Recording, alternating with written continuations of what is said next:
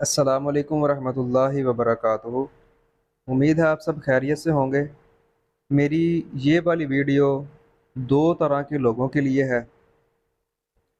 ایک وہ جو بند کمرے میں اے سی کے نیچے بیٹھ کر پنکھے کے نیچے بنا کسی دھول کے مٹی کے کام کرتے ہیں، اور جب نماز کا ٹائم ہو تو وہ وضو کر کے نماز پڑھتے ہیں۔ ایک اس طبقے کے لیے ہے۔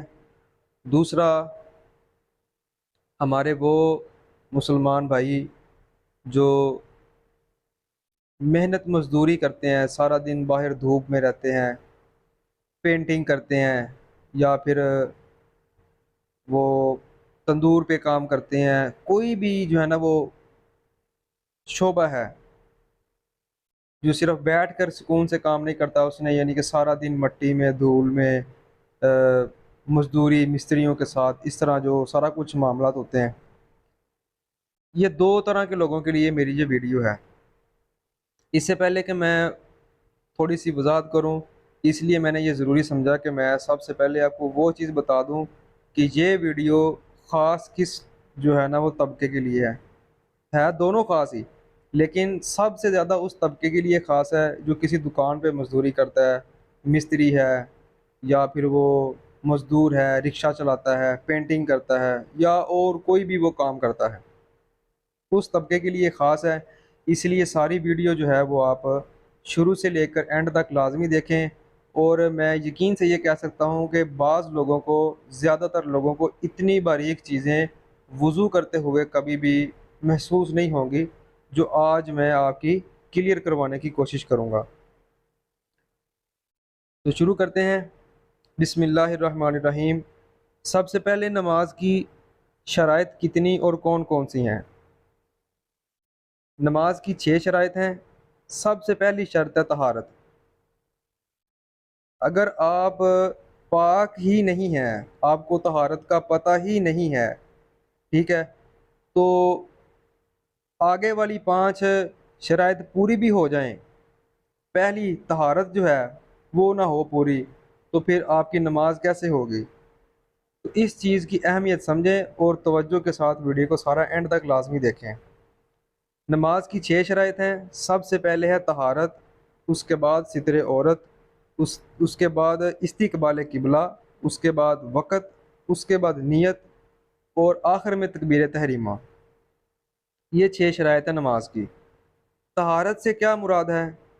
طہارت سے مراد نمازی کا بدن، لباس، اور جس جگہ وہ نماز پڑھ رہا ہے اس جگہ کا ہر قسم کی نجاست سے پاک ہونا، اس کو کہتے ہیں طہارت۔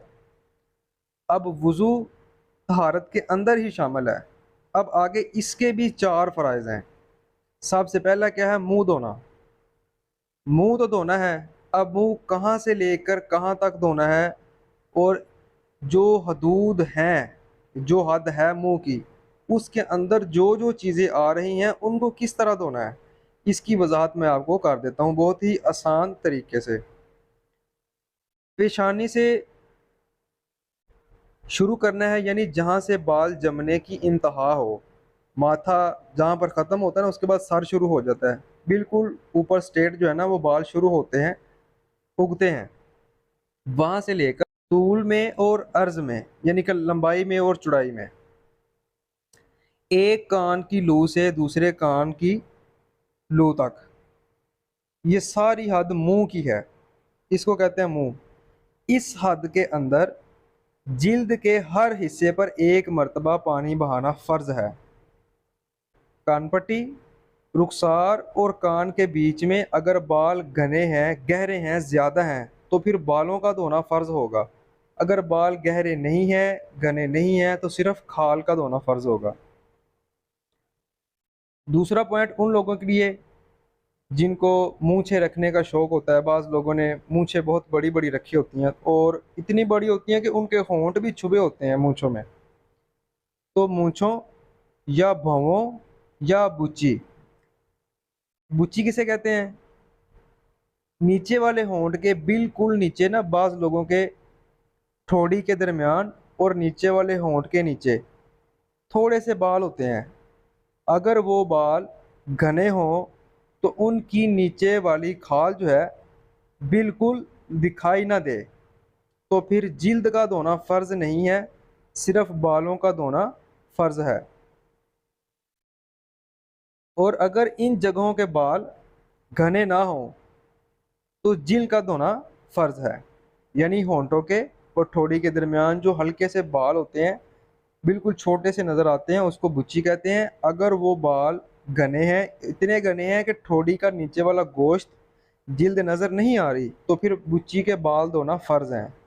اگر ہونٹ کے نیچے والے جو بال ہیں وہ اتنے گھنے نہیں ہیں، بڑے نہیں ہیں، نیچے والی جلد نظر آ رہی ہے، تو پھر آپ کا وہ جلد دھونا فرض ہے۔ اگر مونچھیں بڑھ کر لبوں یعنی ہونٹوں کو چھپا لیں تو اگرچہ گھنی ہوں، مونچھیں ہٹا کر ہونٹ کا دھونا فرض ہے، یعنی کہ جس کی مونچھیں اتنی بڑی ہیں کہ انہوں نے ہونٹوں کو چھپایا ہوا ہے، تو اب وہ مونچھوں کو سائڈ پہ کر کے پانی کے ساتھ وہ اپنے ہونٹ بھی دھوئے گا، اس کا یہ دھونا فرض ہے۔ داڑھی دو طرح کی ہوتی ہے، ایک پورے چہرے پر بالکل گھنے بال ہوتے ہیں، ٹھیک ہے، اور دوسری داڑھی ہوتی ہے یعنی کہ بالکل کان کے نا نیچے رخسار پر تھوڑی سی داڑھی ہوتی ہے دائیں طرف، تھوڑی سی ہوتی ہے بائیں طرف، اور ٹھوڑی بالکل خالی ہوتی ہے، نیچے داڑھی نہیں ہوتی، اور بعض کے صرف ٹھوڑی کے نیچے داڑھی ہوتی ہے، کانوں کے آس پاس رخسار پہ داڑھی نہیں ہوتی۔ ان کے بارے میں کیا حکم ہے؟ داڑھی کے بال اگر گھنے نہ ہوں تو جلد کا دھونا فرض ہے، اور اگر گھنے ہوں تو گلے کی طرف دبانے سے جس قدر چہرے کے گرد ہلکے میں آئیں ان کا دھونا فرض ہے، اور جڑوں کا دھونا فرض نہیں، اور جو ہلکے سے نیچے ہوں ان کا دھونا ضروری نہیں ہے۔ اور اگر کچھ حصے میں گنے ہوں، جس طرح میں نے پہلے عرض کی کہ رخسار پر داڑھی ہے لیکن ٹھوڑی پر نہیں ہے، ٹھوڑی پر داڑھی ہے تو رخسار پر نہیں ہے، تو ان کو چھدرے کہتے ہیں۔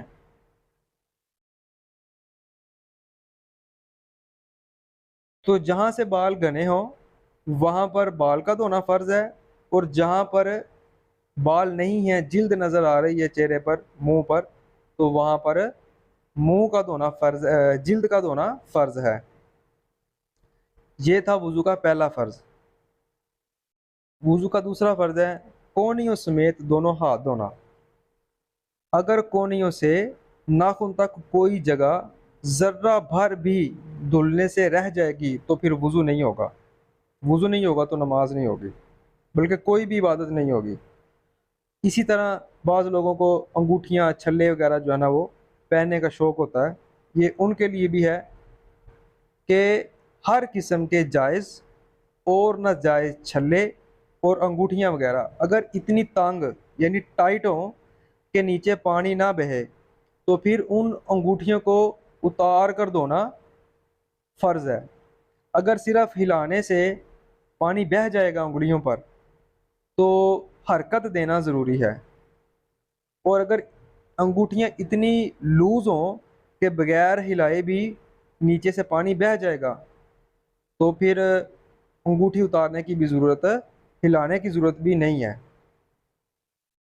اور بعض لوگوں کی ہاتھ کی 6 انگلیاں ہوتی ہیں، عام طور پر تو سب کی 5 5 ہوتی ہیں لیکن بعض کی 6 بھی ہوتی ہیں، یعنی کہ ہاتھ کی اگر کسی کی 6 انگلیاں ہیں نا تو اس زائد انگلی کا دھونا بھی فرض ہے۔